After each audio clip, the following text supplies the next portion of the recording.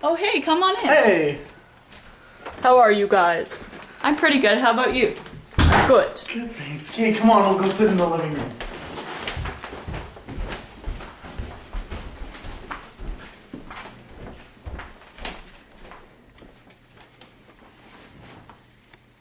Can I get anyone a drink? Water would be great, thanks. Yeah. Same, thanks, Adam. Yeah, great.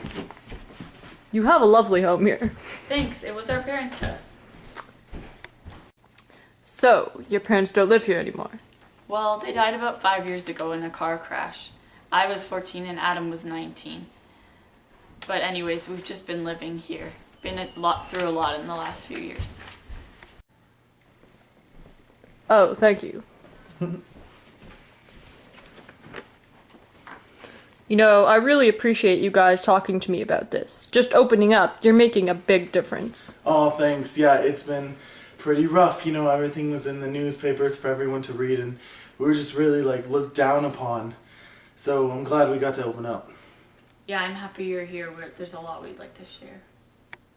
So, in spring 2008, the two of you made every single cover page of newspapers in the province. Yeah, it was pretty hectic. Why don't you tell us what happened?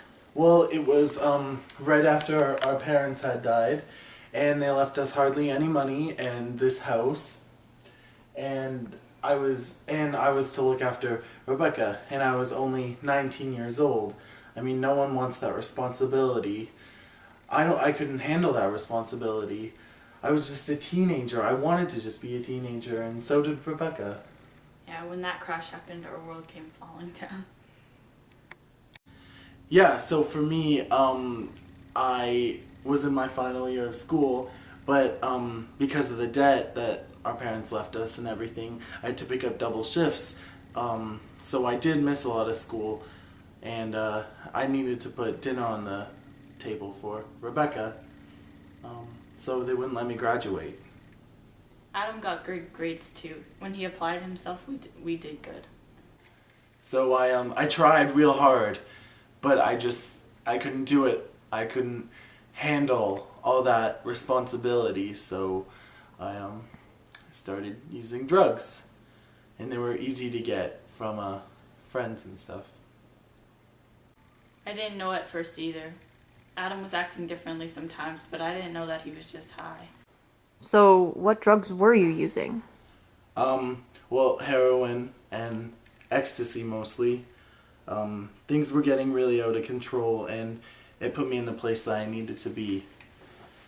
But then with the heavy plate and all the drugs and all the responsibility, I got really depressed, and it was bad, and I didn't want to go get help because I needed to act like I was in one piece for Rebecca's sake. And I mean I care for her, and I couldn't let her down. I was born with Asperger's, so I've always needed a bit more help. I didn't realize how hard it was for Adam at the time. Yeah, she would come home crying sometimes because the kids would pick on her. And I mean, no one teaches you that, how to handle it. There's no book. And like I said, I had to be in one piece for her. I thought he was doing well. Adam was still the greatest brother ever. So, you two have always gotten along? Yeah, actually, ever since we were little. Our parents didn't always look out for us, so I had to step up to the plate and look after Rebecca. But then there was the incident. I came home one day after school and found Adam on the floor in a pool of blood. Were you conscious? No. So, what happened on that day, Adam? Well, I got fired from work at the shop. They found drugs on me and told me to clean up my act, but I didn't know what I was going to do. You know, I thought maybe it would be easier for Rebecca. And it was the depression, taking control of my brain. I thought she'd be safer with people who could really care for her, you know? Like social workers and stuff. And just help her in the way that I couldn't. So I tried to kill myself. I cut my arms real deep, and it hurt. It hurt a lot. I came home from school and he was bleeding everywhere. I thought he had died. I freaked out, called 911. I tried to do CPR, like they teach us at school, but it was hard. I was really scared. Rebecca, can you describe how you're feeling at this moment? Imagine your parents had died in a car crash, and your brother, the only person left, had tried to kill himself. How would you feel? The ambulance came, took Adam to the hospital, and I was there with him. The doctors were everywhere, running around. My world had faded to black, and I felt numb.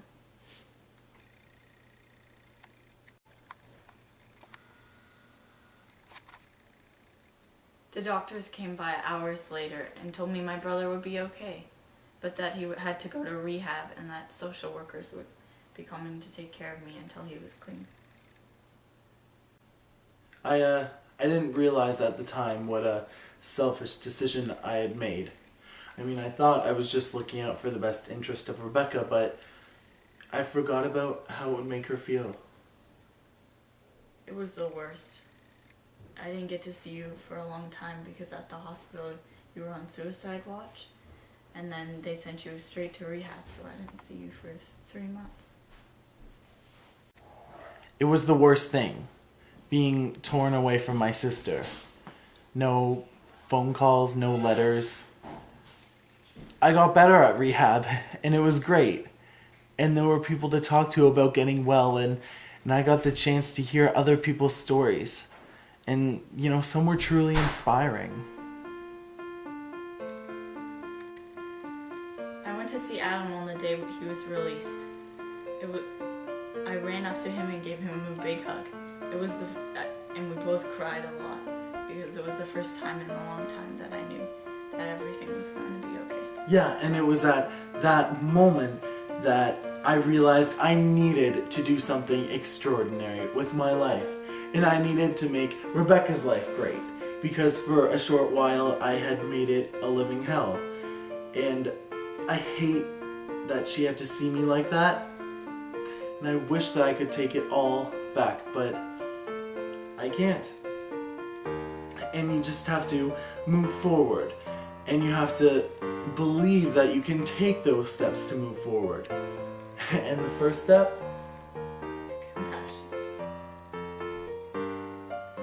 Things got better fast, and I found a new job quickly, and we were able to pay back all the bills. Adam's saving up for school. He wants to help people with depression and help them any way he can. Yeah, the world it needs to be a better place, and people need to be shown compassion. Everybody needs to show compassion. That's great that it's gotten better. How's it like today? Every day is a new day. We take it one step at a time. But we're here for each other. Yep, we're here. If Adam ever feels too stressed out again, he can talk to me and I can talk to him. And we can work things out. Adam, if there's one thing you could tell teens who are thinking about taking their life today, what would it be? Some people say that life is short, but it's not. Life has so many moments, and some are great, and some are horrible, but you have to make the best of every single day. And life is the greatest gift of all. So you need to embrace it with all of its imperfections.